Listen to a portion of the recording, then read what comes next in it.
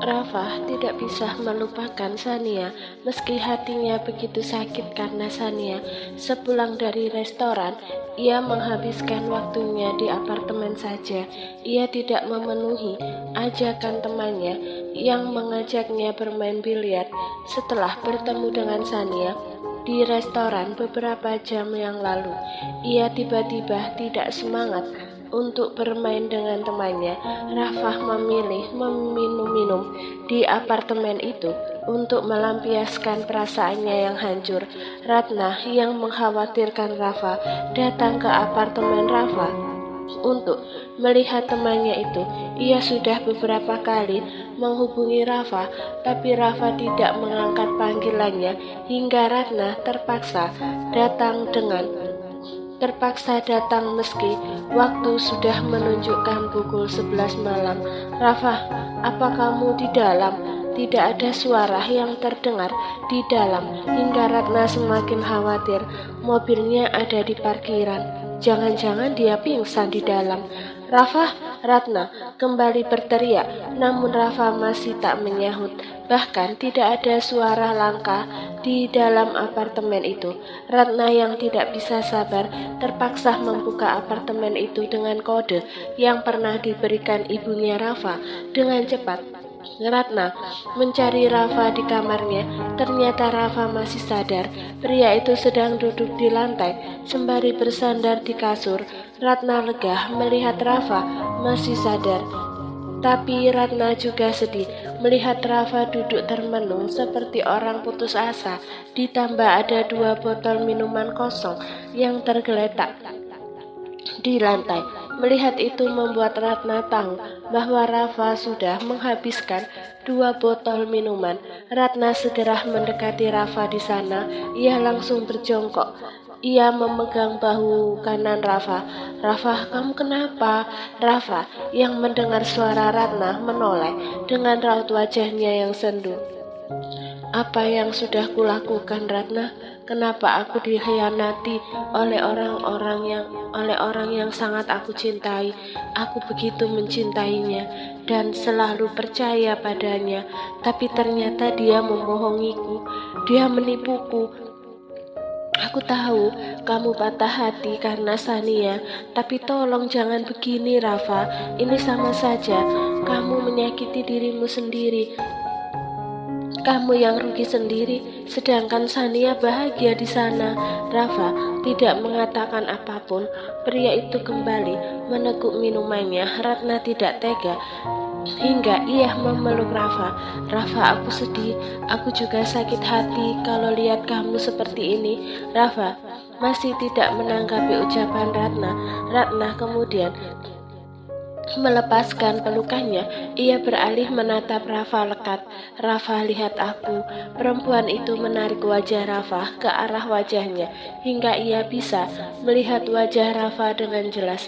Kamu harus tahu sebuah rahasia, Rafa. Lanjut Ratna. Rahasia apa? Kening Rafa mengerut, penasaran dengan rahasia yang dimaksud Ratna. Aku sudah lama mencintaimu.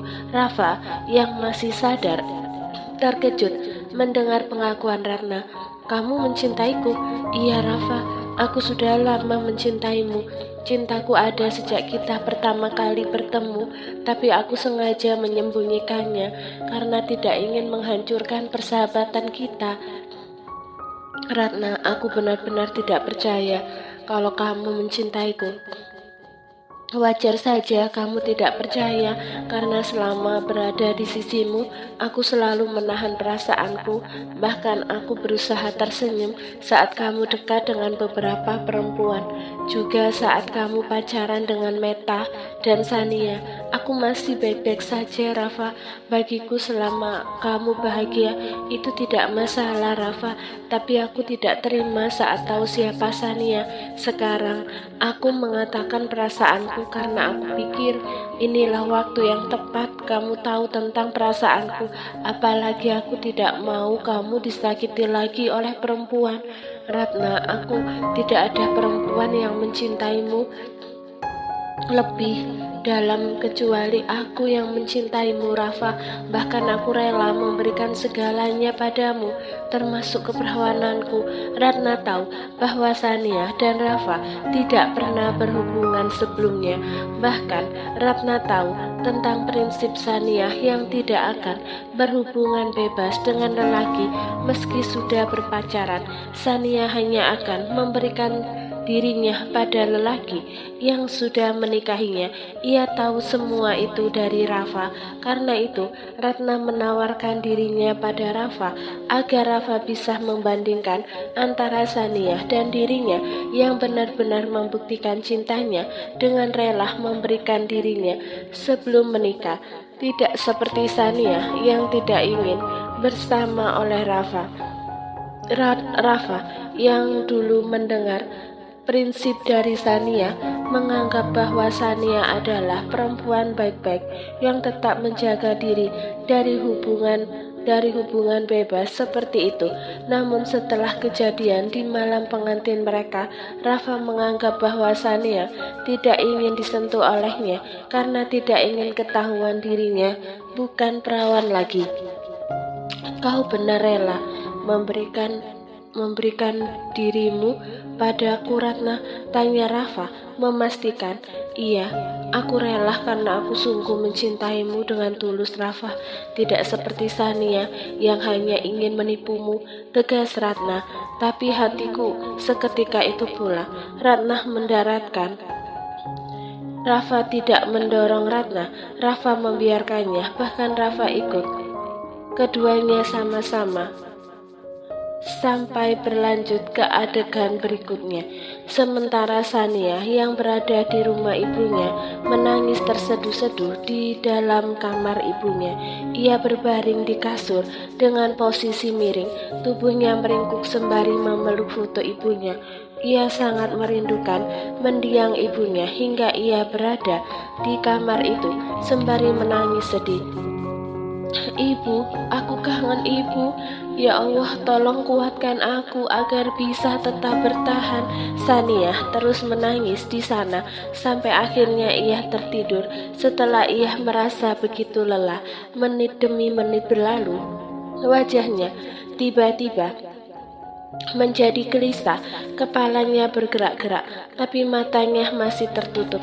Ia masih tidur, tapi keningnya mengerut, menandakan ia sedang terganggu. Tidak, jangan lakukan. Dalam tidurnya, ia memohon dengan suara rendah. Wajahnya semakin gelisah, keringat di dahinya pun keluar akibat kegelisahan yang ia alami dalam tidurnya. Teriak Sania. Seketika itu pula ia membuka matanya sampai bisa melihat jelas. Ternyata Sania sedang bermimpi buruk. Ia bermimpi tentang malam pengantinnya yang begitu menyakitkan untuknya. Nafas Sania sampai terengah-engah, bahkan keringat membasahi tubuhnya akibat mimpi buruk di malam pengantinnya itu. Ya Allah, tolong lindungilah aku. Tolong jangan siksa aku seperti ini. Sania pun bangun sampai ia duduk di tepi kasur. Ia meraih gelas air minum di atas meja, lalu meminumnya untuk menenangkan dirinya. Setelah tenang kembali, Sania kembali berbaring di sana. Paginya, Sania dibangunkan oleh teriakan para ibu-ibu komplek. Sania merapikan penampilannya, lalu keluar untuk melihat keributan di luar rumahnya. Ia membuka pintu rumahnya dan terkejut melihat banyak ibu-ibu berdiri di depan rumahnya. Ada 20 orang di sana. Ada apa ibu-ibu? Tanya Sania penasaran. Kami ingin kau pergi dari sini, Sania. Kamu tidak pantas berada di kompleks ini lagi. Kelakuanmu sudah mencemarkan kompleks kita. Salah satu ibu menyahut. Iya, apalagi kita punya anak perempuan. Kami tidak mau anak perempuan kami seperti kamu. Jadi sebaiknya kamu pergi. Carilah tempat yang bisa menerima keberadaanmu, sambung ibu satunya. Benar, benar, semuanya menyahut. Ini rumah ibu saya, bukan rumah kontrakan yang bisa saya tinggalkan begitu saja. Apalagi saya tinggal sejak kecil di sini dan sudah bertahun-tahun lamanya. Saya tidak meninggalkan rumah ini. Saya harus kemana kalau saya pergi dari sini? Ucap Sania. Kami tidak peduli. Yang jelas kamu pergi dari sini. Salah satu ibu menyahut kembali. Benar, kamu harus pergi, Sania. Sania, sebagai ibu RT saya setuju dengan keinginan ibu-ibu ini. Keberadaanmu di sini tidak baik untuk kita semua. Jadi sebaiknya kamu pergi cari tempat lain. Bukan hanya ibu-ibu di sana yang menginginkan Sania pergi. Bahkan seorang ibu RT ingin Sania pergi. Itu semua desakan dari ibu-ibu yang protes di rumahnya, hingga ia juga terpaksa menuruti para ibu-ibu itu. Sebenarnya ia tidak tega mengusir, tapi lebih baik ia mengusir Sania ketimbang didemo oleh ibu-ibu itu. Tapi Bu, ini rumah ibu saya. Kalau begitu, kita hancurkan saja rumahnya. Ibu lainnya melempar telur busuk ke arah Sania. Wajah Sania terkena telur busuk itu sampai ia refleks berteriak. Ibu-ibu yang lain ikut melempar telur busuk ke Sania.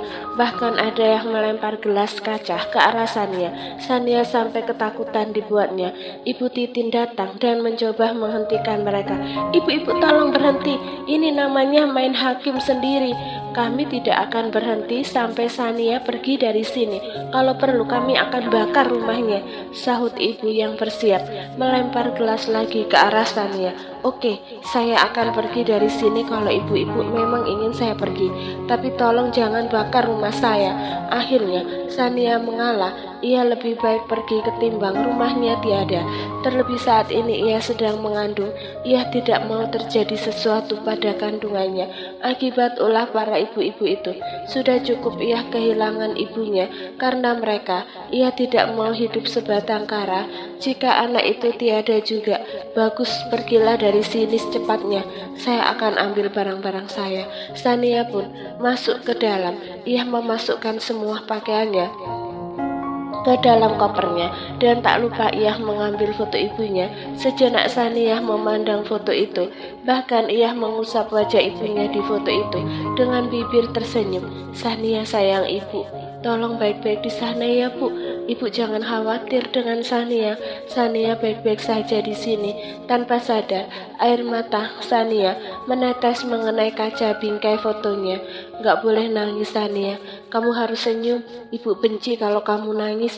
Sania menghapus segera air matanya, lalu memasukkan bingkai foto ibunya ke dalam kopernya. Setelah semuanya masuk ke koper, Sania membersihkan dirinya sampai kotoran di tubuhnya hilang. Lalu ia keluar sembari menarik koper itu. Para ibu-ibu itu masih ada di depan rumahnya. Mereka hanya berdiri menatap Sania pergi, sedangkan Ibu Titin merasa kasihan hingga Bu Titin memberikan uang pada Sania. Tidak usah Bu, saya punya uang sendiri, tolak Sania. Ambillah Sania, anggap saja ini hadiah karena kebaikan ibumu padaku. Tolong jangan tolak. Mengungkit mendiang ibunya membuat Sania tidak bisa menolak. Ia meraih uang itu. Terima kasih Bu. Akhirnya Sania pergi tanpa arah dan tujuan. Ia berjalan sembari menarik kopernya itu. Ia bingung harus kemana. Apakah ia harus datang ke rumah pria yang menawarkannya pekerjaan, atau datang ke rumah Delisa temannya di apartemen Rafa? Ratna bangun dalam keadaan, tapi ia segera menutup tubuhnya dengan selimut. Senyuman tampak di wajahnya melihat Rafa berbaring di sampingnya dengan kondisi tubuh yang sama. Akhirnya aku mendapatkanmu Rafa, batin Ratna yang mengira bahwa Rafa menerima cintanya. Akhirnya Sania memutuskan untuk datang ke rumah Delisa. Kebetulan hari ini orang tua Delisa kembali ke Bandung, jadi Sania bisa menginap untuk sementara di rumah temannya itu. Sania pun kini berdiri di depan rumah Delisa. Ia mengetuk pintu rumah itu sembari berseru, Delisa. Pintu rumah itu akhirnya dibuka dari dalam. Sosok cantik berambut pendek itu muncul di depan Sania. Delisa yang melihat Sania berdiri di hadapannya dengan koper besarnya heran dan juga penasaran. Maaf Del, aku datang tanpa kasih tahu kamu dulu. HP ku lowbat, jadi aku terpaksa datang kemari tanpa hubungi kamu. Biasanya Sania selalu minta izin dulu sama Delisa jika ia ingin datang ke tempat Delisa. Namun untuk pertama kalinya Sania tidak melakukannya hingga membuatnya tidak enak hati pada Delisa. Gak apa-apa Sania, cuma yang bikin aku kaget adalah kopermu. Ngapain kamu bawa koper sebesar itu kemari? Kamu kayak orang pindahan, Delisa bicara sembari melihat Sania dan juga koper yang ada di samping Sania. Aku diusir ibu-ibu kompleks. Hah? Delisa semakin terkejut. Kok bisa, San? Mereka merasa kalau keberadaanku membawa dampak buruk untuk anak-anak mereka. Jadi mereka mengusirku.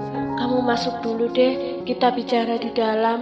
Delisa pun membantu Sania menarik kopernya ke dalam rumahnya, lalu meminta Sania duduk tenang di sofa, sementara dirinya mengambil minuman untuk Sania agar Sania bisa lebih tenang lagi. Minum dulu, Delisa menyodorkan air ke Sania. Sania meraihnya lalu meminumnya, sedangkan Delisa duduk tepat di depan Sania yang masih minum. Bagaimana bisa kamu diusir dari sana, San? Rumah itu kan rumah ibu kamu, bukan rumah kontrakan. Kamu juga udah tinggal di sana sejak lahir dan kamu tidak pernah meninggalkan rumahmu itu selama bertahun-tahun. Delisa kembali bicara setelah melihat Sania meletakkan gelas air minumnya di atas meja. Mereka nggak peduli semua itu, Del. Yang mereka pedulikan adalah kebaikan anak-anak mereka. Walau aku marah dengan perbuatan mereka, tapi aku juga paham kalau mereka seperti itu karena mereka nggak mau anak perempuan mereka tumbuh jadi gadis yang tidak baik. Tapi tetap aja perbuatan mereka nggak benar. Mereka harus dilaporkan ke polisi, San, tegas Delisa. Sania menghela nafasnya, kemudian berkata, aku nggak punya waktu untuk berurusan dengan mereka. Mereka cuma buat aku makin stres, apalagi mereka itu kasar, Del. Mereka nggak segan-segan untuk melakukan sesuatu. Sania sebenarnya ingin melaporkan mereka ke polisi agar para ibu-ibu itu tidak mengusirnya dan menghakiminya. Tapi menurutnya percuma melaporkan ibu-ibu sebanyak itu.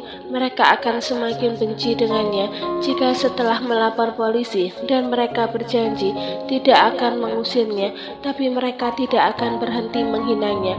Sania tidak ingin mendengar banyak hinaan lagi. Dalam keadaan hamil, ia butuh ketenangan. Memang apa yang sudah mereka lakukan? Tanya Delisa penasaran. Mereka mengancam akan membakar rumahku kalau aku tidak pergi dari sana. Jadi demi mempertahankan rumah itu, aku terpaksa pergi. Apalagi mereka itu tidak takut dilaporkan ke polisi. Dan kalau aku tuntut mereka, akan butuh biaya, termasuk biaya untuk pengacara.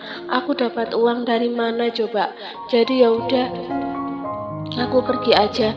Aku akan kembali ke rumah itu setelah aku berhasil memulihkan nama baikku. Penjelasan Sania sedikit membuat Delisa tenang, meski ia masih kesal dengan perbuatan ibu-ibu itu, terutama Rafa dan Ratna yang sudah membuat Sania seperti ini. Oke, kamu tinggal di rumah aja. Lagian ibu dan ayahku juga tidak akan kembali dalam waktu dekat. Mereka akan menetap lagi di Bandung. Terima kasih, tapi mungkin hanya untuk malam ini saja, Del. Besok aku akan pergi. Delisa mengerutkan keningnya. Ia heran mendengar Sania ingin pergi dari rumahnya saat tak ada tempat tujuan. Kamu mau pergi kemana? Teman kamu kan cuma aku doang. Apa jangan-jangan kamu mau tinggal di kos-kosan? Enggak, aku dapat kerjaan dari seseorang sebagai pengasuh anaknya selama 20 jam, dan syaratnya aku harus tinggal di rumahnya supaya aku bisa terus jaga anaknya, jelas Sania. Namun Sania malah semakin penasaran. Bagaimana dengan pekerjaanmu di restoran? kamu mau tinggalin gitu aja? Aku sudah dipecat dari sana. Hah? Kamu dipecat? Delisa kembali terkejut. Gara-gara Ratna dan Rafa yang makan di sana, mereka kasih tahu sama manajer restoran dan semua orang kalau aku wanita malam. Aku dipecat karena ucapan mereka. Bahkan Ratna berikan bukti sama Pak Manajer. Aku langsung dipecat tanpa dikasih kesempatan untuk jelasin kebenarannya. Jelasannya, astaga, mereka berdua tega banget sih. Apa belum puas menjualmu? Mereka masih mau mengganggu hidupmu. Benar-benar manusia nggak ada hati. Heran aku sama dua manusia itu. Saking kesalnya, Delisa mengomel sendiri tentang mereka. Sania hanya bisa diam, mendengar sahabatnya mengomel kesal. Lalu Delisa kembali melihat Sania. Terus orang yang memberimu pekerjaan orang dari mana? Delisa tahu semua siapa teman Sania. Oleh sebab itu ia bertanya tentang orang yang memberikan Sania pekerjaan karena takut Sania ditipu. Perempuan itu jadi trauma setelah Sania dihianati oleh suaminya. Namanya Pak Arka. Dia orang yang nolong aku waktu aku pingsan. Dia juga yang nolong aku waktu aku didorong keluar oleh dua orang pelayan restoran. Jadi tenang aja, aku akan baik-baik saja. Orang itu tidak akan berbuat jahat sama aku. Kalau dia mau jahat, udah dari pertama kali bertemu. Delisa menghela nafas leganya setelah mendengar ucapan Sania. Lalu ia mendekati Sania dan tiba-tiba saja memeluk perempuan itu. Sorry San, aku nggak bisa bantu kamu apapun selain kasih kamu pelukan seperti ini. Seketika itu juga Sania meneteskan air matanya. Menerima pelukan dari temannya membuatnya bersedih lagi. Bahkan ia mengingat semua mimpi buruk yang mengubah hidupnya yang baik-baik saja menjadi hancur. Esok paginya Sania pergi meninggalkan rumah Delisa. Sania hanya pamit pada Delisa. Delisa tidak bisa mengantarnya ke rumah majikan barunya karena harus bekerja. Delisa hanya bisa meminta maaf saja pada Sania. Sania kini sampai di depan sebuah rumah mewah. Sania turun dari angkot itu, lalu melihat depan rumah mewah itu. Rumah itu bukan hanya mewah, tapi bagaikan istana dan ada papan nama yang tertempel di tembok samping pagar. RH kayak pernah dengar inisial ini. Sania cuma mengingat kembali inisial yang terdengar familiar. Detik itu juga ia ingat bahwa RH adalah inisial sebuah perusahaan ternama di Asia. Inisial RH itu juga merupakan singkatan dari nama Rahadi, keluarga konglomerat yang begitu dihormati di kota ini. Sania kembali melihat alamat rumah itu. Astaga, aku nggak sadar kalau aku datang ke rumah pemilik cabang perusahaan tempatku kerja. Di saat itu, pintu gerbang terbuka, sebuah mobil mewah warna hitam keluar dari dalam. Sania segera minggir ke samping agar mobil itu bisa keluar. Namun mobil itu tiba-tiba berhenti di sampingnya. Bahkan jendela kaca mobil yang ada di samping Sania berdiri tiba-tiba diturunkan dan terlihat seorang pria tampan di dalam mobil itu. Sania mengenal pria di dalam mobil itu. Pria itu adalah Arka. Pagi Tuan Arka, sapa Sania dengan cepat. Arka hanya mengangguk. Jadi kamu terima tawaran saya jadi pengasuh di sini? Tanya Arka memastikan kembali. Iya Tuan. Apa suamimu sudah setuju? Tanya Arka memastikan kembali. Saya dan suami saya sedang proses cerai Tuan. Jadi Tuan tenang saja. Tidak ada yang akan larang saya kerja di sini. Sania sebenarnya tidak senang membahas tentang suaminya, tapi ia harus berkata jujur agar pria ini percaya padanya.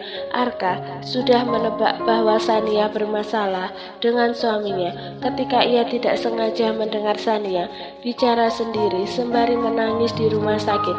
Namun ia terkejut kalah mendengar bahwa Sania dan suaminya akan bercerai, padahal perempuan itu sedang mengandung anak suaminya.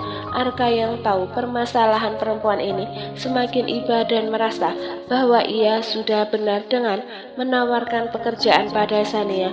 Oke, karena sudah tidak ada masalah dengan keluargamu, jadi hari ini kamu sudah boleh kerja di rumah saya. Terima kasih Tuan. Masuklah. Kalau kamu ketemu pelayan atau siapapun di dalam, Katakan saja kalau kamu pengasuh baru yang kerja atas perintah saya. Sania mengangguk. Baik Tuan. Oh iya, satu lagi, jangan panggil saya Tuan, panggil Pak saja. Panggilan Tuan itu untuk orang-orang yang suka cari muka di depan saya. Tapi kalau kamu termasuk dari mereka, silahkan saja, tegas Arka dengan muka datarnya melihat Sania. Taksa yang duduk di depannya tersinggung mendengar ucapan bosnya karena selama ini ia selalu memanggil Tuan, tapi ia tentu diam saja, tak berani menanggapi ucapan atasannya. Maaf Tuan, Pak, ini karena saya lihat penampilan Pak Arka seperti orang berkuasa, karena itu saya panggil Tuan, balas Sania. Tanpa sadar Arka tertawa kecil. Ia tidak bisa menahan tawa kecilnya kala mendengar kata berkuasa dari mulut Sania. Taksa sang pengawal yang melihat tuannya tertawa kecil di cermin tengah mobil sangat terkejut. Pasalnya selama bertahun-tahun ia bekerja sebagai pengawal, ia tidak pernah melihat majikannya itu tertawa kecil seperti itu.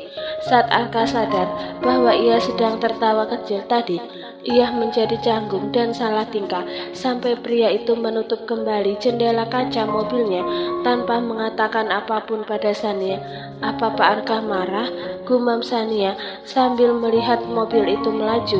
Ia merasa sudah melakukan kesalahan setelah melihat Arka pergi tanpa menanggapi ucapannya tadi. Kedepannya aku harus lebih hati-hati bicara. Jangan sampai Pak Arka tersinggung terus pecat aku. Aku masih butuh banget pekerjaan ini. Setelah mengatakan itu, Sania berjalan masuk ke dalam. Jarak dari gerbang ke rumah cukup jauh. Sania sedikit lelah ketika berada di teras rumah yang begitu luas sampai ada air mancur dan taman di depannya. Sania melepaskan kopernya dulu, lalu menekan bel rumah besar itu. Seorang pelayan membuka pintu rumah itu. Kamu siapa? Tanya pelayan itu. Saya Sania, pengasuh baru yang diutus Pak Arka. Oh, pengasuhnya nona kecil. Silahkan masuk. Pelayan itu pun membuka pintu lebar-lebar, membiarkan Sania masuk ke dalam. Di saat itu ada seorang perempuan cantik sedang menuruni tangga. Perempuan cantik itu menggendong anak perempuan berusia 4 tahun. Nyonya, ada pengasuh baru untuk Nona Eli, sahut pelayan itu. Mata Sania mengarah ke perempuan berpenampilan glamor itu. Mungkin usianya tidak jauh beda darinya. Sepertinya anak yang digendong itu adalah anak yang akan aku asuh dan perempuan cantik itu istri Pak Arka, batin Sania.